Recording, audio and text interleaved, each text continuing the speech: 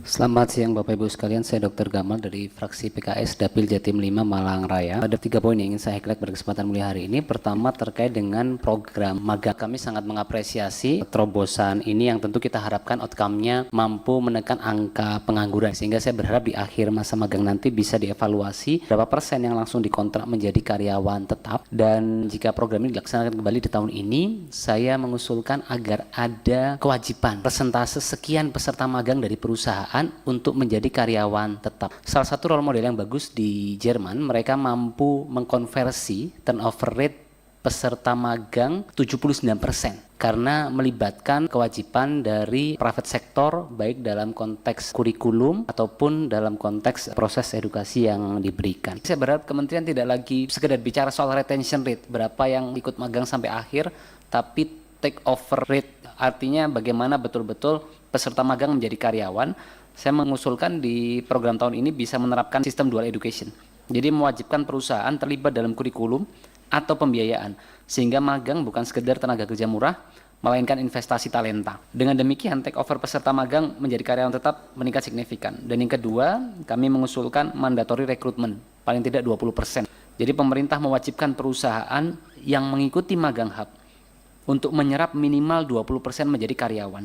Dengan demikian, dari target 150.000 peserta tahun ini, minimal 30.000 akan menjadi karyawan dan bisa menekan angka pengangguran. Kedua, kami juga ingin highlight terkait dengan tantangan AI dan otomasi yang itu belum tampak dalam paparan Bapak Ibu sekalian. Kita melihat sekarang tentu terjadi perubahan pesat di otomasi dan diikuti pula oleh perubahan pesat di proses AI. Bagaimana roadmap konkret Kemenaker dalam reskilling buruh yang akan digantikan oleh otomasi dan AI ini? Misalkan di buruh tekstil dan manufaktur, bagaimana kebijakan makro mengenai transisi bagi buruh manufaktur yang terdisrupsi oleh otomasi dan AI, dan kita tidak boleh menggunakan pemikiran konvensional dalam hal ini untuk menghadapi revolusi industri 4.0 bahkan 5.0.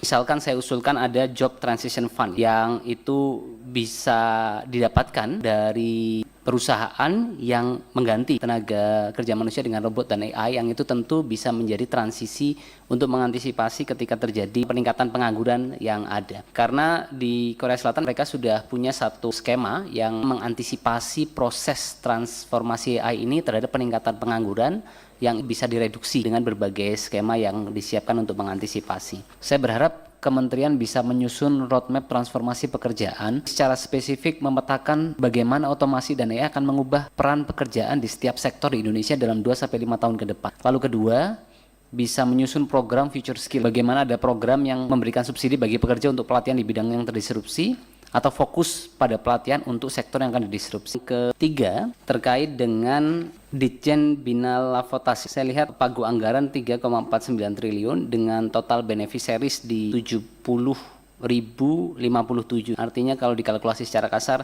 per kepala biayanya 49 juta. Apakah mungkin kita meningkatkan jumlah beneficiaries dari program ini dengan menekan kos per penerima manfaat sehingga mampu memiliki metrik yang lebih luas? Karena saya komparasi dengan di Australia, program pelatihan dengan periode 1-2 tahun bisa di angka 59 juta sampai 250 juta. Dengan itu tentu saya pikir kita perlu melihat apa faktor yang mampu kita lakukan untuk meningkatkan efektivitas dan meningkatkan penerima manfaat dari program tersebut. Berikutnya terkait dengan subsidi iuran gig ekonomi atau gig worker. Pertanyaan saya pertama, bagaimana keberlanjutan pasca Maret 2027?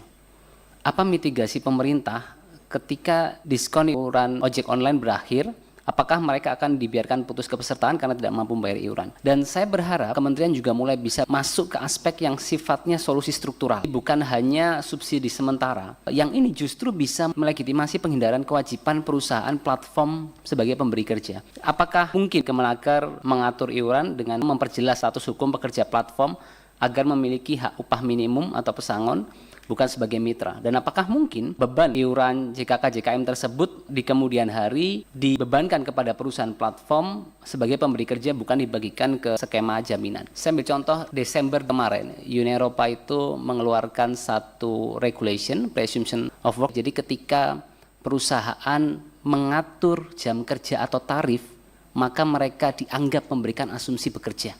terhadap karyawan tersebut sehingga mengikat ikatan kerja bukan sekedar mitra. Kami berharap pemerintah betul-betul bisa mengkaji untuk menerapkan asas praduga kerja. Jadi jika platform melakukan kontrol seperti jam kerja atau tarif, maka pekerja secara otomatis dianggap karyawan bukan mitra sehingga perusahaan wajib membayar iuran jaminan sosial secara penuh, secara permanen. Dengan demikian kita mampu menghadirkan solusi struktural untuk jaminan kerja bagi pekerja ojek online. Saya pikir solusi struktural ini penting untuk memastikan sustainability atau keberlanjutan dari program tersebut. Dan tentu kami yakin optimis berharap berbagai program tersebut mampu menekan angka pengangguran dan saya juga berharap adanya perimbangan, Pak. Jadi ketika program magang ditargetkan 150.000 tapi TKM 11.000, saya pikir kementerian perlu memberikan perhatian lebih untuk program kewirausahaan dengan tenaga kerja mandiri sehingga kita tidak hanya fokus pada pemagangan tapi juga memastikan peningkatan kewirausahaan bisa berjalan linear dalam pengembangan masyarakat kita di jangka panjang. Terima kasih. Wassalamualaikum warahmatullahi wabarakatuh.